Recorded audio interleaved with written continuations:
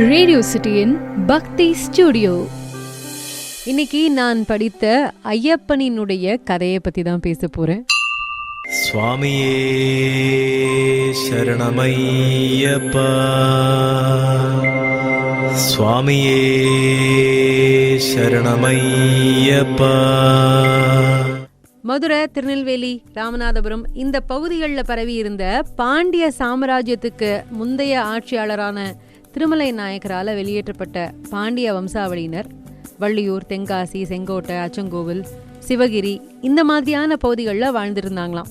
அவங்க திருவாங்கூரினுடைய பல பகுதிகளில் அவங்களுடைய சமஸ்தானத்தை விரிவுபடுத்தி இருந்திருக்காங்க.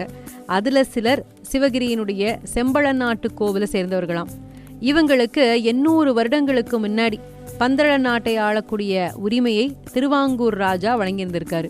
சுவாமி ஐயப்பனினுடைய வளர்ப்பு தந்தை மன்னர் ராஜசேகரன் இந்த அரச வம்சத்தை சேர்ந்தவர் அப்படின்னு சொல்றாங்க.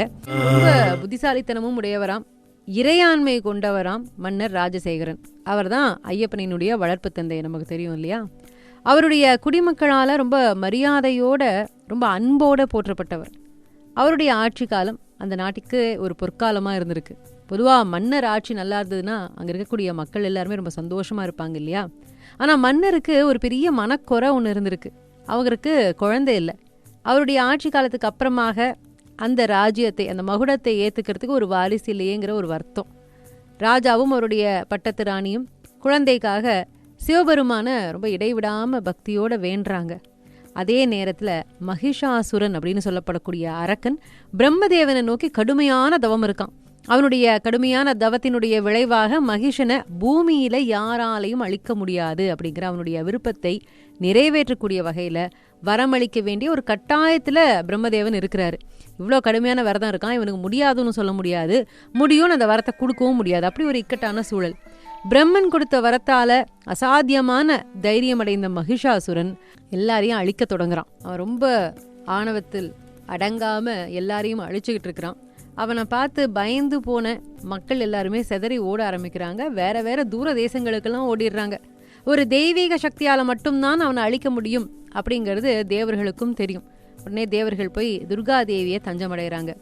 துர்கை அம்பாள் ஒரு இரத்த களரி போர்ல அவனை கொன்னுடுறா.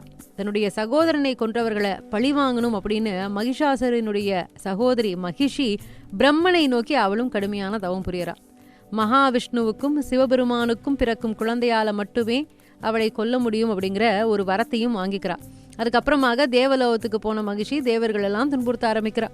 மகிஷன் கீழே இங்க பூலோகத்தில் இருக்கக்கூடிய மனிதர்களை துன்புறுத்தினான்னா மகிஷி தேவலோகத்துக்கு போய் அங்க இருக்கிறவங்களையே ரொம்ப இம்சை பண்றா. இதனால ரொம்ப வருத்தமடைந்த தேவர்கள் மகாவிஷ்ணுவை தயவு செய்து எப்படியாவது இந்த பிரச்சனையில தலையிட்டு தீர்த்து வைங்கன்னு போய் வேண்டுறாங்க, மன்றாடுறாங்க.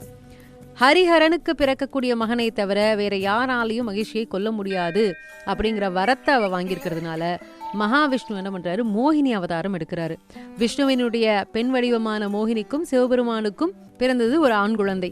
அந்த குழந்தை சிவபக்தனாக இருந்த பந்தளராஜனினுடைய, அதாவது ராஜசேகரனினுடைய பராமரிப்புல வளர்க்கப்படட்டும் அப்படின்னு முடிவு பண்றாங்க.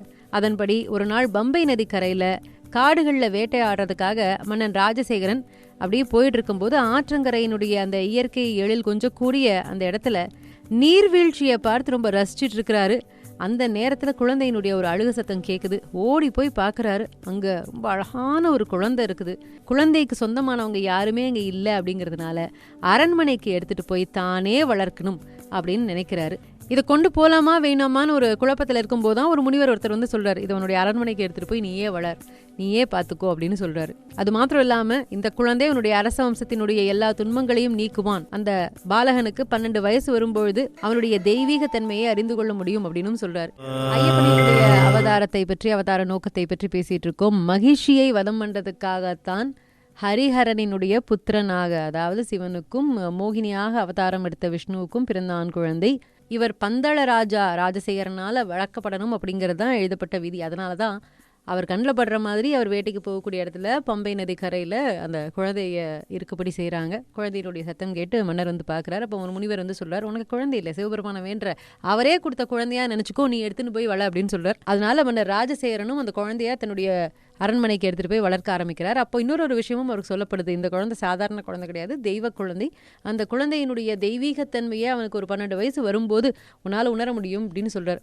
குழந்தையாக கூட்டின்னு போயாச்சு. அப்போ அதுக்கு ஒரு பேர் வைக்கணும் இல்லையா? என்ன பேர் வைக்கிறது அப்படின்னு யோசிக்கும்போது அந்த குழந்தை ராஜசேகர மன்னன் எடுக்கும்பொழுதே கழுத்தில் தங்க சங்கிலியோடு தங்க மணியோடு இருக்கிறதுனால மணிகண்டன், அதாவது கழுத்தில் மணியோடு பிறந்தவன் அப்படின்னு ஒரு பெயர் படும்படி மணிகண்டன் அப்படின்னு பெயர் சூட்டுறாங்க. அந்த குழந்தையினுடைய வரவால பந்தள நாடே ரொம்ப சந்தோஷமா இருக்கு. ராஜசேகரனுக்கு அப்புறமாக முடிசூட்டக்கூடிய அந்த தகுதி இந்த குழந்தைக்கு தான் இருக்கு. அதற்கு ஒரு குழந்தை வந்து விட்டது அப்படிங்கிற ஒரு சந்தோஷம் மக்களுக்கும் இருந்தது, மன்னருக்கும் ராணிக்கும் இருந்தது. குழந்தையிலிருந்தே மணிகண்டன் ரொம்பவுமே ஒரு புத்திசாலியாகவும் அதிநுட்பத்தோடையும் இருக்கிறான். தற்காப்பு கலைகள், சாஸ்திரங்கள் எல்லாத்துலேயும் சிறந்து விளங்குறான். தெய்வீக ஆற்றலால் தன்னுடைய குருவையே அப்பப்போ ஆச்சரியப்படுத்துகிறான். பிறவியிலேயே பார்வையற்றவனாகவும் பேச முடியாதவனாகவும் இருந்த தன்னுடைய மகனுக்கு பார்வையையும் பேச்சு திறனையும் கொடுக்க சொல்லி மணிகண்டன் கிட்ட கேட்கிறார் குரு. மணிகண்டன் தன்னுடைய தெய்வீக திருக்கரங்களை குருவினுடைய மகனினுடைய தலையில வச்ச அடுத்த நிமிஷமே இந்த பையனுக்கு பார்வையும் வந்ததான், பேச்சு திறனும் கிடைச்சதான். ஆனா குரு கிட்ட மணிகண்டன் சொல்றானா, இதை யார்கிட்டையும் சொல்லாதீங்க குருவே அப்படின்னு சொல்லிட்டு அரண்மனைக்கு போயிடுறான். எப்படி ஐயப்பன் பூமியில் அவதாரம் பண்றாரு, பந்தள ராஜாவால வளர்க்கப்படுறாரு, அதனுடைய நோக்கம் என்னன்னு பேசணும். ரேடியோ சிட்டியின் பக்தி ஸ்டுடியோ.